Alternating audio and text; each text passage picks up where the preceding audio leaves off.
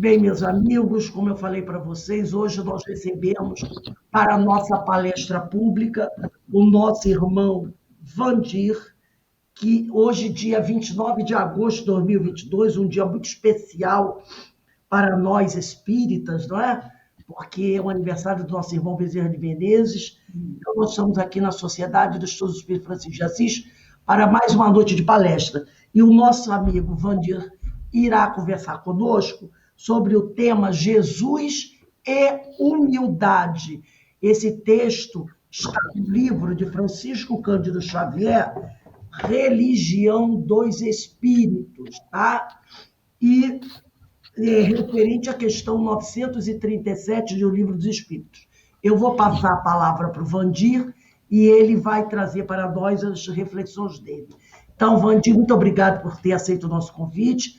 Que Deus te abençoe e te ilumine. Bom, então a palavra está com você. Pode dar início aos seus estudos. Obrigado. Gente, a propósito, a Rose falou agora no Bezerra. Ontem, no CELD, houve um seminário sobre ele, foi muito bom.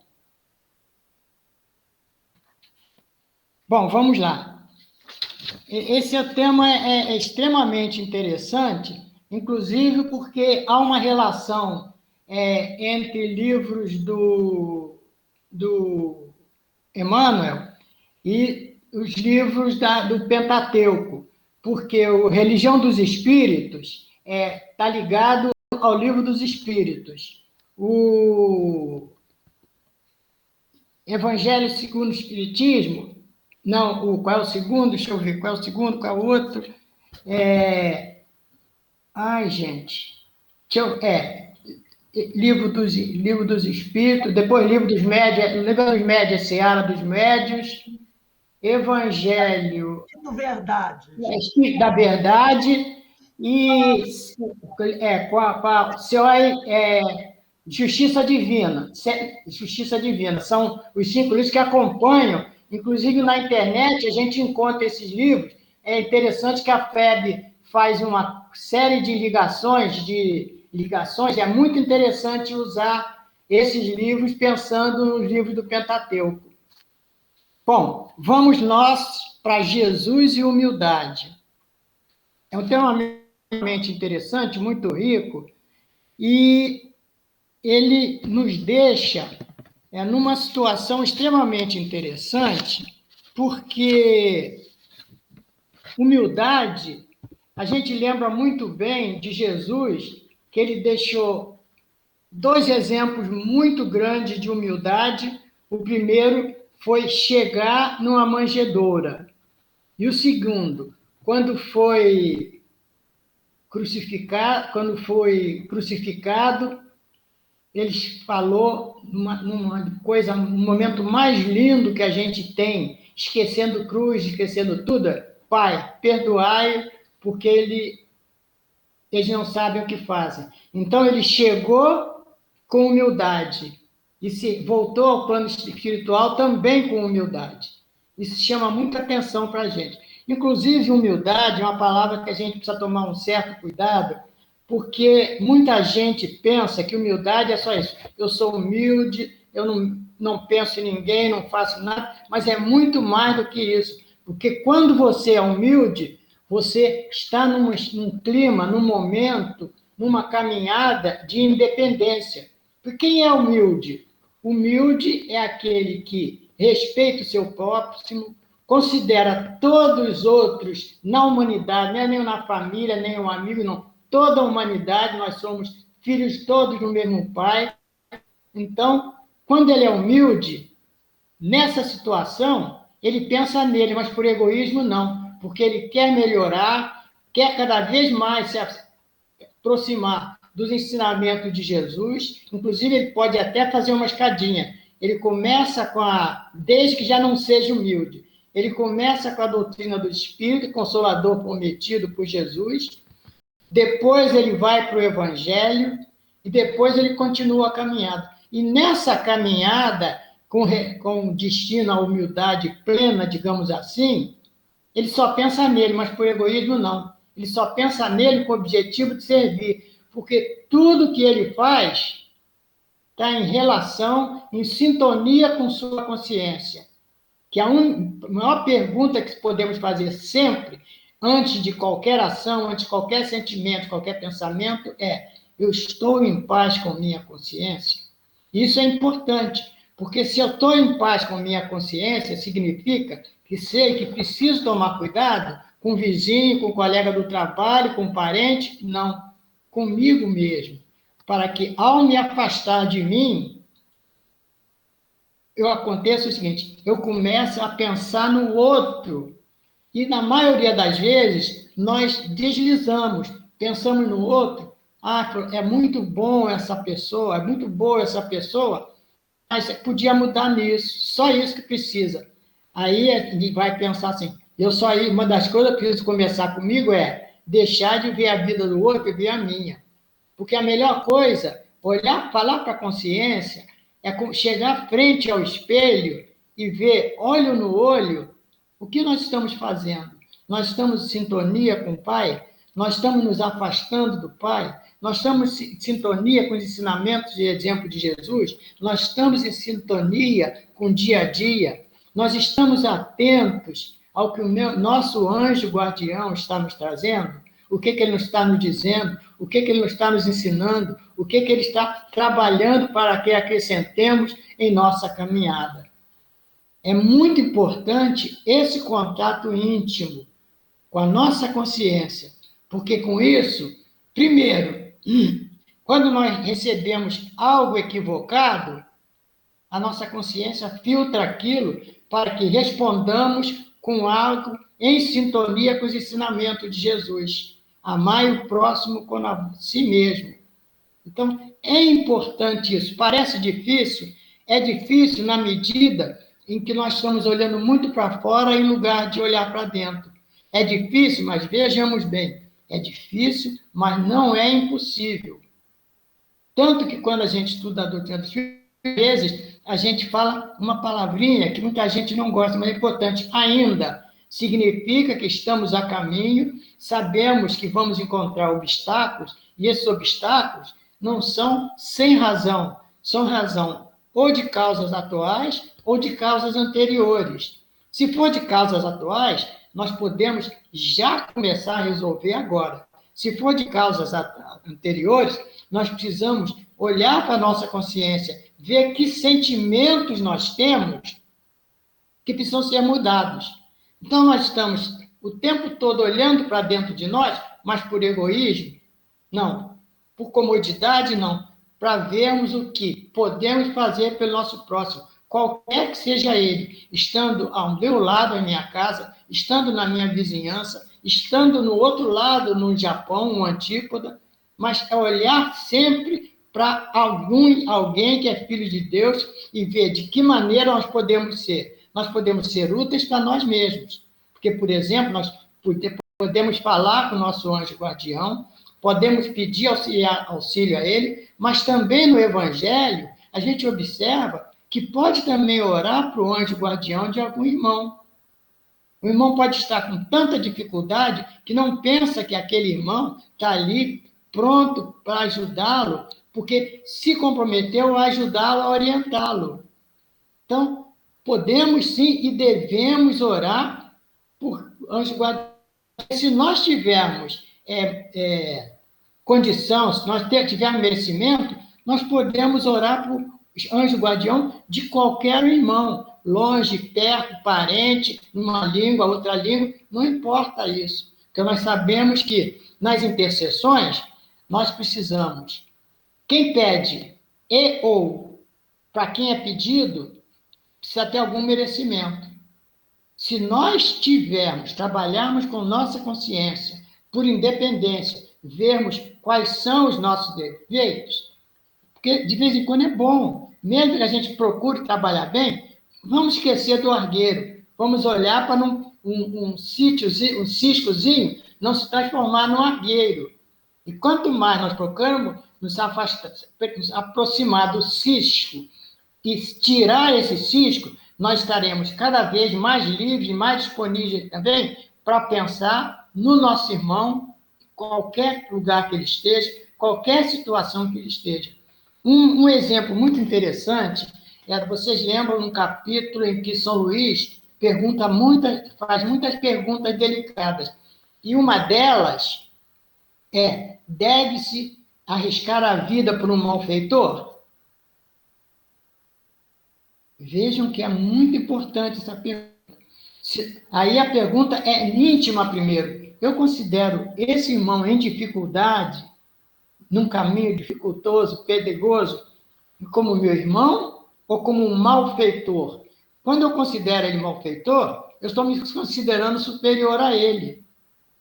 Mas se nós estamos irmãos para ajudar-nos o máximo possível, como é que eu vou olhar para o irmão e vou ver que antes dele, o irmão é um malfeitor, ele está fazendo? Eu tenho consciência da dificuldade que esse irmão passa, que uma oração, um pensamento nosso ajudaria muito a caminhada dele? Vamos pensar em fraternidade e que nós somos todos irmãos, filhos do mesmo Pai, não pode ser uma frase repetida sem a nossa autoconscientização. Porque com a autoconscientização, nós temos orar e, dentro de casa, nós fazermos isso, ao colocarmos o pé fora do portão de nossa casa, fazemos isso, ao estarmos assistindo TV, ou cinema, ouvindo um rádio, ouvindo uma música, pensarmos sempre que todos nós somos irmãos. É muito doloroso, por exemplo, nós vermos uma pessoa passando numa calçada e o que está vendo a mesma calçada atravessa pela calçada. Olha a energia que une esses dois irmãos. Nós precisamos estar atentos aos nossos pensamentos, porque se nós estivermos atentos aos nossos pensamentos, nós vamos pensar como irmãos aqueles que se ajudam, que se apoiam, se suportam. E aí nós não vamos perder essa alternativa de, eu não gosto daquela pessoa, eu não me dou bem com ela. Mas quando eu não me dou bem com ela, eu tenho que ver o porquê, esse porquê interno. Porque nós estamos aqui para darmos a mão, não estamos? Nós lembramos da parábola do bom samaritano. Não houve a pergunta quem é ele, ou o pensamento, nesse caso. Quem é ele, quem é ela? Não conheço. Não é sacerdote, não é escriba. Então não posso atender. A regeneração começa dentro de cada um de nós. E um elemento fundamental para isso, para nós chegarmos ao amor incondicional, à caridade material e espiritual, nós precisamos ter humildade. É uma chave para nós abrirmos a porta estreita. E depende de cada um de nós. E é uma chave que deve abrir a porta estreita sem esperar a compensação, com um agradecimento por ter conseguido fazer isso. Então, vamos ver as perguntas aqui.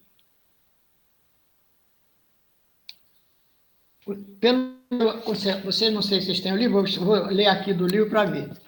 Estudando a humildade, vejamos como se comportava Jesus no exercício da sublime virtude. Porque, como nós vimos anteriormente, tanto quando ele chegou, como quando ele partiu, ele estava usando a humildade.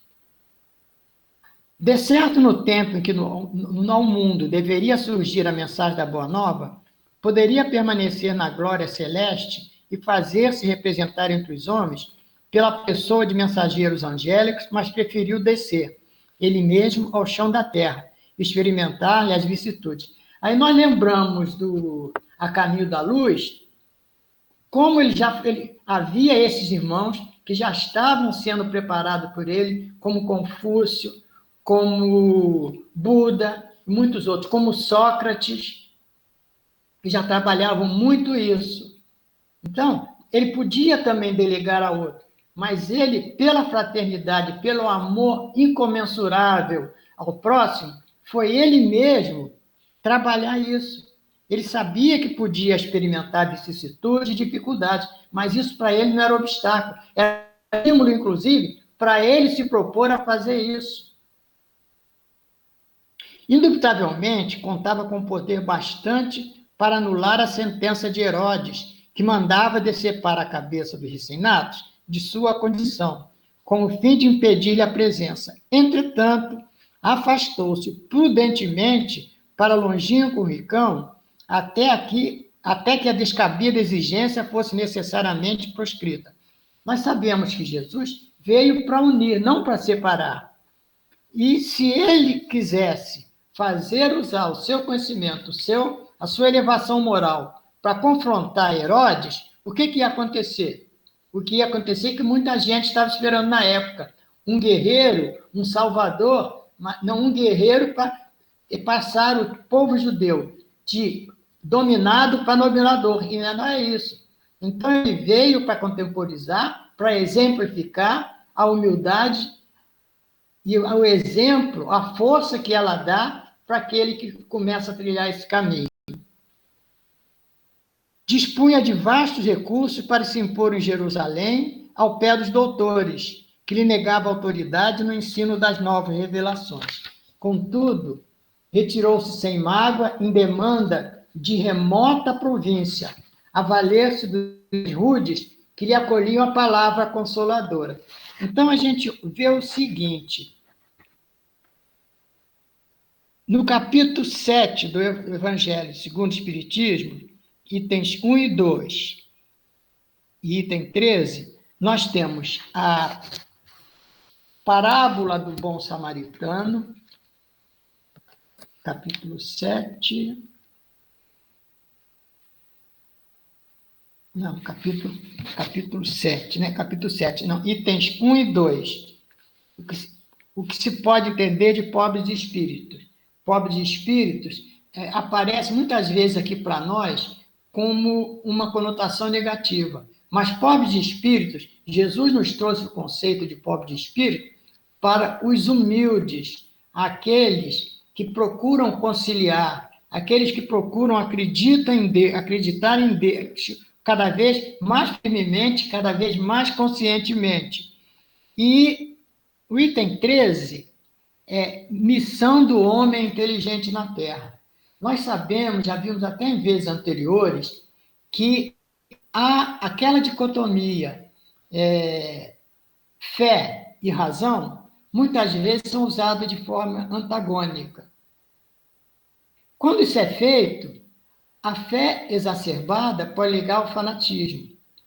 A razão exacerbada pode levar a atritos, a guerras, a brigas, a lutas, que afastam os homens que são irmãos, em vez de os aproximar. Então, é importante que você faça isso tomando cuidado com o que faz, usando a humildade verdadeira. A humildade que é aquela, poxa, eu fui convidado para uma festa, mas se fulano vai, eu não vou. Você foi convidado por uma pessoa que tem amizade, você tem amizade. Então, se outra pessoa chegar, não importa. É você continuar como se todos ali estivessem com o objetivo de alegria, de se confraternizar, de caminhar para o consenso em vários campos. Isso de cada passo a gente faz isso, a cada passo, a cada passo. Então, não vamos deixar que um pensamento nosso, eventualmente negativo, leve para um lugar que me convidaram para trabalharmos dentro de uma atmosfera positiva. Nós estaríamos sendo incoerentes e desonestos conosco mesmo, porque, inclusive, em termos de energia, de psicosfera, nós não estávamos sendo honestos com aquela pessoa que abriu as portas de sua casa. Não importa quem ele tenha convidado, não importa quem seja. O que importa é que há o objetivo de confraternização. E confraternização não pode ser atrito. Atrito, eu não estou falando só por palavra, não. Principalmente por pensamento e sentimento. Que a gente pode ir a um lugar, não falar, não discutir, mas quando olha para um lado que tem uma pessoa que nós temos dificuldade de lidar, nós emitimos uma energia negativa. Quando alguém vem e fala dessa pessoa, a gente procura se afastar para não entrar na conversa. Então, não é olhar o outro, é olhar para nós mesmos. É esse espelho que nós devemos ter à nossa frente em todos os momentos de nossa caminhada.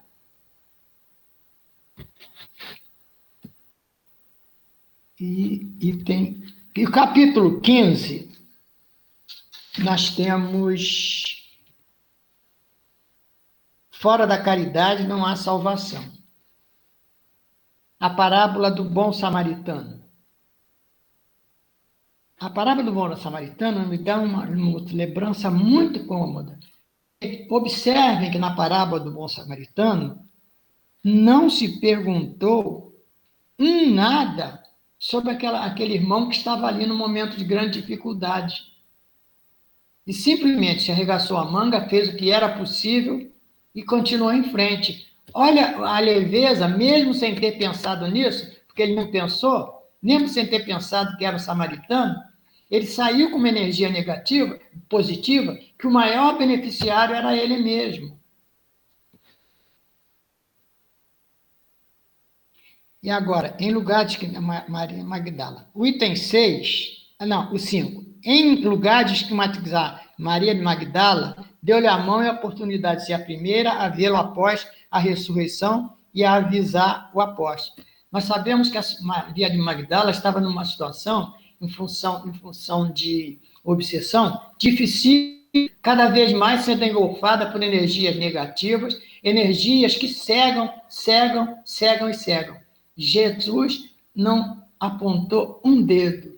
Jesus não fez uma admoestação. Jesus tirou aquela irmã do momento difícil em que ela estava. Por quê? Porque ele viu que havia possibilidade disso. Ela precisava de uma ajuda exterior. Porque muitas vezes nós temos dificuldade com as coisas internas e um amigo, uma leitura que a gente faça, uma música delicada, ajudam a gente. Mas ali no caso dela, como avançou muito, e sobretudo estimulado não só por ela cada vez ser mais indefesa, mas também por pensamento negativo de outros que a circundavam, criticando pessoalmente ou por pensamento as posturas dela.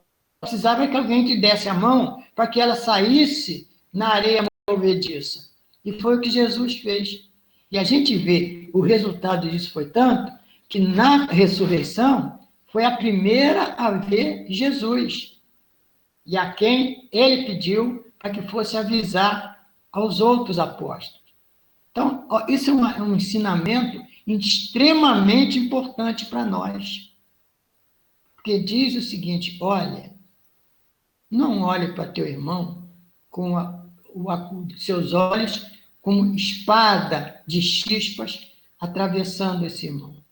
Olha aqui seu irmão como aquele que precisa de, mesmo que você não consiga nem chegar até ele, de uma prece, de uma oração para o anjo guardião, que tem condição de ajudá-lo, porque a função é nos ajudar dentro do que manda as leis de Deus. E ela era o que ela precisava. Porque quando nós apontamos o dedo em risco para alguém, nós estamos empurrando esse irmão para um abismo. E muitas vezes um abismo muito mais difícil de se levantar, tirar ou evitar, porque é um abismo invisível. Um abismo que está dentro de cada um de nós. Um abismo que toma conta, atrai os nossos sentimentos e pensamentos equivocados. Então, tem alguém? Ore por esse alguém. Não importa. Não importa. Nós estamos num momento muito delicado no Brasil e no mundo. E o mais delicado desse momento é a radicalização. Nós estamos vendo isso aqui no Brasil, nós estamos vendo isso na Europa, nós estamos vendo isso na Ásia, nós estamos vendo isso na África, cada um com um contorno diferente, mas radicalização.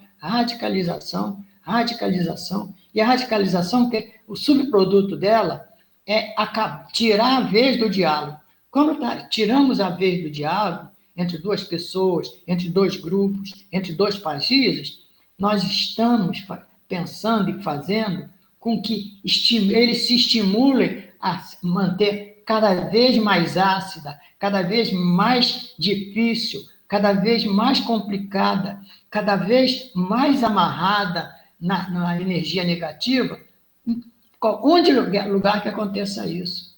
E nós elevamos e fazemos com isso também um outro subproduto. Nós sabemos que os países têm seus anjos guardiães. E esses anjos guardiães não é só o país físico, são os dirigentes, são os cidadãos desse país.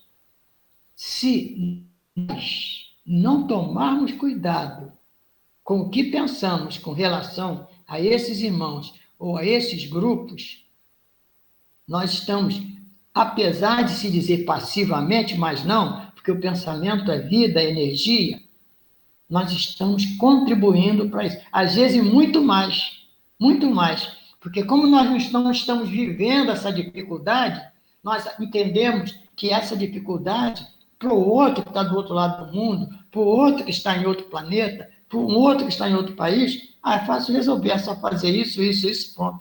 Mas será que é assim? Será que se fosse assim, Deus não permitiria? Nós sabemos que ele é onipotente, mas ele também tem as leis que são irretocáveis e intocadas. Elas estão aqui para ser seguidas. Tanto que a gente vê. Qual é a primeira lei quando vem no capítulo 3, na parte 3 do Evangelho, do Livro dos Espíritos? É a lei divina ou natural. E essa lei é perfeita. E nós estamos para aprender essa lei através das diversas leis, porque nós não conseguiríamos fazer isso tudo de uma vez. Progresso, trabalho, e vai assim adiante, para que nós possamos. É a escada para a perfeição. Essa parte 3 do Livro dos Espíritos, nossa caminhada para a perfeição. Nós aprendemos a lei de trabalho, a lei de sociedade, a lei de destruição. E essas leis todas, que vale a pena a gente parar e pensar de vez em quando, nós pensamos também que tem um outro auxiliar. A escala espírita do Livro dos Espíritos, ela, em vez de ser, puxa vida, nós temos que caminhar. Não, graças a Deus, o caminho está sendo mostrado para nós como vai ser esse caminho e como nós devemos nos preparar. Que a partir daí da escala, nós recebemos no Livro dos Espíritos, no Livro dos Médiuns, no Evangelho segundo o Espiritismo, vários ensinamentos que precisamos e devemos, em agradecimento a essa atitude do Kardec, para facilitar, ele que tinha essa visão através do que ele fez em termos da filosofia para a política de ensino para toda a França, que foi adotada, ele sabia como chegar ao aluno, seja aluno convencional, seja o aluno filho de Deus, para que nós víssemos, puxa, tem um caminho muito grande, mas eu não preciso correr para no meio do caminho eu tropeçar em um degrau. Porque se eu fizer isso, eu vou voltar para o primeiro degrau. Então, tudo isso foi feito para que a gente parasse para pensar. Nós vemos, um dos exemplos maiores disso é o Sócrates, quando ele com toda a sabedoria que teve, ele que foi um dos enviados de Jesus, quando ele viu que entendia que não sabia e queria se encontrar que era o homem mais importante do mundo, mais sábio. Aí ele foi procurando nas categorias, dizendo, há uma pessoa aqui, nessa área, trabalha nisso, é o homem mais sábio. Aí ele foi conversar, o que aconteceu? Aquele homem disse, eu sei muito, eu sei tudo, sei tudo. Aí foi para um segundo, eu sei isso, sei aquilo, faço isso, faço aquilo. Aí ele viu que eles tinham em comum uma coisa. O que eles tinham em comum? Cada um sabia muito dentro da sua área de atuação. Então, significava o quê? Não havia. Então, aí ele veio com aquela conclusão brilhante e de uma humildade tremenda. Eu sei que nada sei. Isso desanimou? Não. Ele continuou no propósito de se melhorar, dizendo para todos nós, numa escala maior ou menor, maior ou menor tempo, podemos melhorar. Agora, precisamos, antes de qualquer coisa, acreditar nisso. E ele acreditava, porque senão ele ficaria acomodado, dizendo, eu sou mais rápido. As pessoas em volta dele tinham esse conceito dele. Mas alguma coisa dentro dele dizia que faltava algo, não estava completo, não era tão fácil assim. E ele foi em busca e descobriu que não era tão fácil, porque não é assim. E a humildade é uma das ferramentas muito importantes para isso. Se a gente quiser ter um desviozinho para o orgulho, a vaidade, a paixão desenfreada, preciso parar para o meu quadrado. O meu quadrado é eu ter consciência de quem sou, como sou e qual o meu objetivo na vida, de alcançar a perfeição. Se eu alcançar a perfeição, no nosso caso, quando nós estamos num planeta de provas e expiações, nós temos muitos degraus a subir. Mas isso, em vez de desanimar, tem que animar a tomar mais cuidado com a minha caminhada para não tropeçar em nenhum degrau. Que eu lembro de uma coisa, gente, quase sempre eu comento isso. Eu vi uma vez, há muito tempo, no começo da minha entrada no COI, um livro, aí naquela época a gente não tinha isso de comprar livro e tudo. O seguinte, a última escada na caminhada para alcançar a caridade e o amor em movimento, o último degrau é a humildade. Então vejamos a importância dessa humildade. Mas é um tesouro. Da mesma forma que no tesouro material nós temos muito cuidado, com o tesouro moral, que é a humildade, e os outros, as outras virtudes que a precedem, é procurar fazê-la, mas fazê-la já tentando, na caminhada até chegar a esse degrau, a humildade, a prática da humildade. Porque nós sabemos que, muitas vezes, e varia também de como essa combinação, nós trabalhamos uma virtude e acabamos conseguindo mais de uma. Mas vamos procurar fazer uma de cada vez melhor. Se nós conseguirmos fazer melhor e fazer uma outra, continuemos assim. É um estímulo, inclusive, para testar a nossa perseverança e o nosso cuidado com não nos deixarmos envolver pela vaidade. Eu fiz isso, daqui a pouco eu passo, vou lá em cima, acabou tudo. Não é assim. Não é assim. Nós vemos, por exemplo, se fosse assim, vamos ver o doutor de Menezes, vamos ver o Gandhi, vamos ver o Albert Schweitzer. Olha o que esses homens, esses irmãos passaram, fazendo o que nós sabemos que eles faziam aqui. Inclusive, eu vi uma vez no Livro do Espírito, uma pergunta que dizia o seguinte: poxa, era uma conversa de duas pessoas.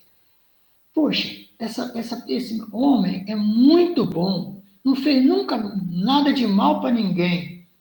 Não é possível, tem alguma coisa. Deus não está vendo. Aí quem estava começando a ver, olha só, Deus vê tudo. E nós praticamente não vemos nada. Ele, alguma coisa, ele está em débito de reencarnações anteriores. Ele falou, mas é reencarnação anterior.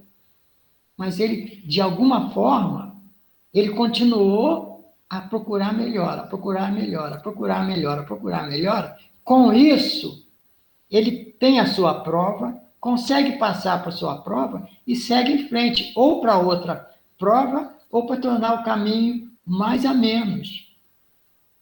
Não há como questionar qualquer decisão de Deus. Quantas vezes a gente ainda ouve essa pergunta no planejamento reencarnatório? As pessoas querem fazer, o espírito em preparação para uma próxima reencarnação, querer botar muita coisa ao mesmo tempo. Aí os orientadores dizem, é muita coisa, tome cuidado. Aí, quando ele toma cuidado, continua com os débitos, mas dentro da capacidade, do potencial dele resolver. Se ele quer demais, fica igual a nós quando carregamos muitas bolsas, daqui a pouco cai uma bolsa, eu levanto para pegar, cai a outra bolsa e eu não saio do caminho. Então, quando você tem paciência, Você vai fazendo isso, e cada vez que você quita um débito de anteriores, é um alívio que você, como espírito, vai saber. Pode até não verbalizar, não exteriorizar, mas intimamente, como espírito, você sabe disso. Sobretudo no período de desdobramento, de que você tem mais um tempo, mais condição de um diálogo, de um contato com a espiritualidade. Não vamos questionar Deus. Nós entendemos que não devemos questionar Jesus, porque ele é fraterno, ele é dedicado, ele é humildade personificada. Mas ele é perfeito. Ele passou por tudo isso que nós passamos. Por isso que ele traz esse amor todo para nós.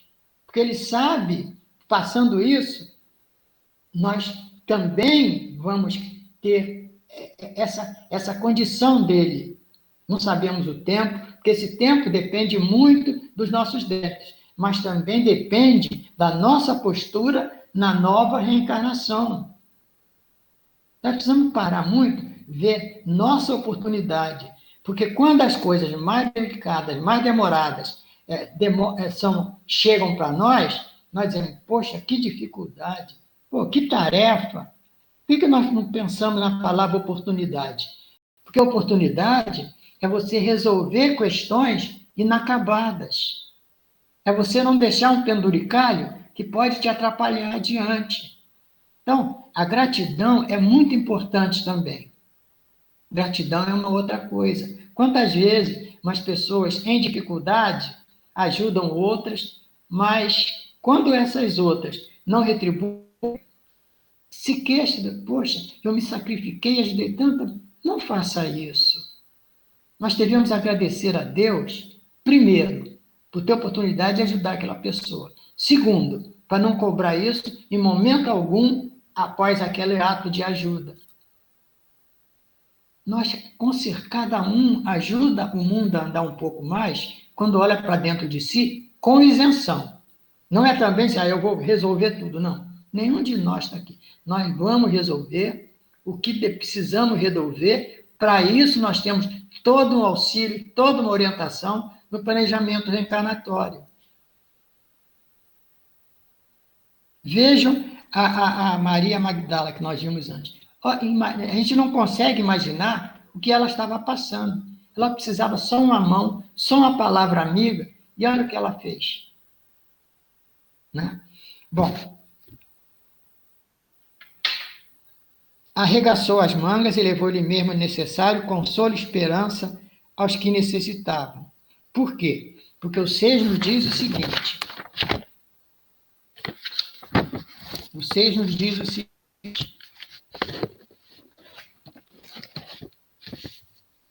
6.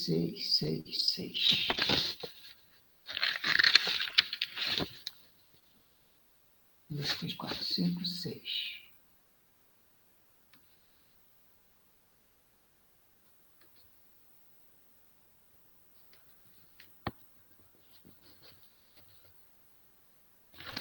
Aqueles irmãos em sofrimento, como era o caso que já passado, que foi específico de Maria de Magdala.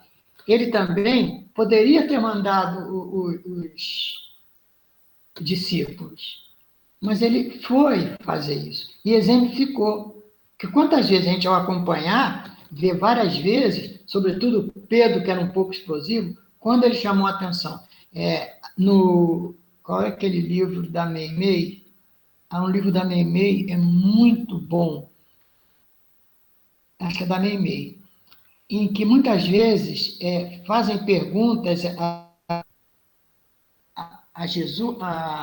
Jesus, aí ele conta casos mostrando qual é a solução e que aqueles irmãos, apesar de serem aplicados no que faziam, apesar de quererem melhorar, apesar de ajudar os outros, tinham dúvidas. E Jesus sempre tirava essas dúvidas. É um livro da Meimei, um livro pequenininho, que eu não me lembro. Gente, é muito bom. Era uma lição, quando eles se reuniam à tarde ou à noite, para eles tirarem as dúvidas. E a gente, muitas vezes, quando a gente lê aquele livro, vê que algumas dúvidas a gente ainda tinha e ainda tem. Mas agora nós temos a doutrina dos Espíritos também, para nos orientar, nos esclarecer, nos iluminar, nos mostrar que nós devemos procurar o ótimo dentro da nossa capacidade, nem mais, nem menos. Mas para isso, nós precisamos caminhar sempre em busca do equilíbrio, equilíbrio intelectual e equilíbrio moral. Fé e razão juntas, caminhando como irmãs, caminhando como auxiliares uma da outra, para que nós cheguemos às respostas que necessitamos para nos melhorarmos e sermos cada vez mais úteis, não para nós, na obra da criação, por menor que seja a nossa participação. Não faz mal que seja pequena, mas começamos devagar. Nós vamos um passo de cada vez para não precisar depois andar um passo para trás. Correr muito, a gente cansa, ou para, ou leva um tombo.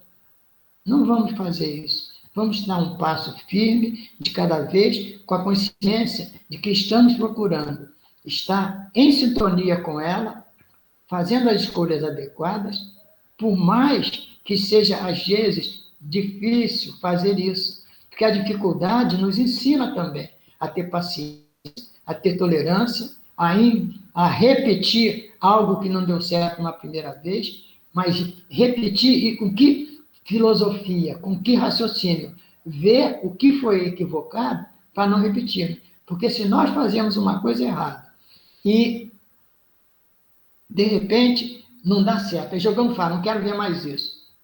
Eu fiquei com a coisa errada ainda, tem aquele ideia de consertar aquilo, e gerei energia negativa.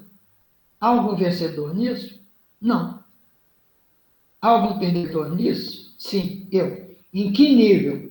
Depende do que eu estava nesse cenário, o que eu estava precisando fazer. Se o que eu estava precisando fazer iria ajudar também um outro irmão. É diferente. Quando eu quero ajudar a mim é uma coisa, tudo bem. Mas quando eu quero ajudar um outro irmão também, e ele também recebe as consequências dessa impossibilidade de eu fazer, eu desistir, ele podia confiar em mim. Eu vou desistir? Isso é muito importante. E a humildade nos mostra tudo isso. Mostra que um erro pode ser um caminho, uma página para o acerto e para o aprendizado. Quando nós fazemos isso, nós vamos adiante. Nós vamos aprendendo que deve sempre ser feita, não da boca para fora, a vontade de Deus, que é a única coisa que nós sabemos que é certa e é segura. E é a única coisa que vai nos dar a alegria do dever cumprido. Uma coisa também muito interessante é que ele diz o seguinte para nós. Certo, detinha tempos para desfazer-se de Julas, o aprendiz insensato. Porém, apesar de tudo, conservou até o último dia da luta, entre aqueles que mais amavam. Essa é uma questão em que houve muito questionamento a Jesus. Mas, dentro da filosofia dele, e divina, era a única coisa. Por quê?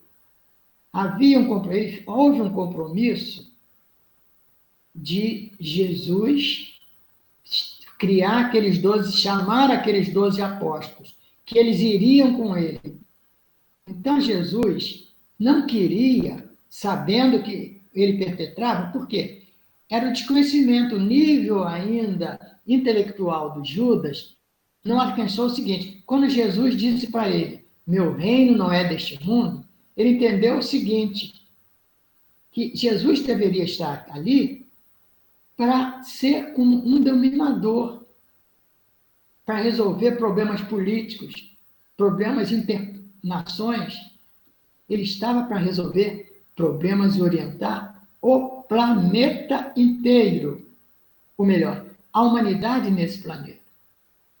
Então, houve uma pressão. Durante muito tempo, muitas pessoas não entenderam. Não, ele não podia ter deixado Judas. Mas ele tinha um compromisso, porque ele disse que é Deus, que eles 12 iriam, os 12, para caminharem juntos. Eles que não haveria qualquer mais, porém, se não, caminhar os 12. E ele honrou a Escritura e honrou o compromisso para Deus, com Deus. Então, é muito cuidado. Olha aí o julgar também. Muitas vezes nós nos atrevemos a querer julgar Jesus. Mas ele não se afeta, não se abala. Porque ele sabe por quê, Deus sabe por quê, isso é o que importa. E Judas também, depois de muito tempo, porque ele teve encarnações muito dolorosas, também porque no seu devido tempo. A gente precisa tomar cuidado com isso. Questionar. Quando a gente fala, Deus, por quê? Quando nós vamos dizer, por que eu fiz isso? É ver onde está a razão da falha ou do equívoco. Está dentro de mim. Está dentro de cada um de nós. E nós precisamos ver. E é um aprendizado também quando nós erramos. Porque quando nós erramos, nós ficamos assim, tristes, tudo. Com a dor é normal e o sofrimento pode ser amenizado dependendo de nós. Porque o que acontece? Se eu faço uma coisa equivocada no plano material, eu sei que tem que consertar. No plano espiritual também. E no plano espiritual, nós temos o nosso anjo guardião. Nós temos nossos anjos familiares. É só nós pararmos de pensar e, após o erro, ver de fato, de imediato, se possível, qual é o nosso objetivo. É aprender e não corrigir? Ou deixar como está, não aprender e reclamar?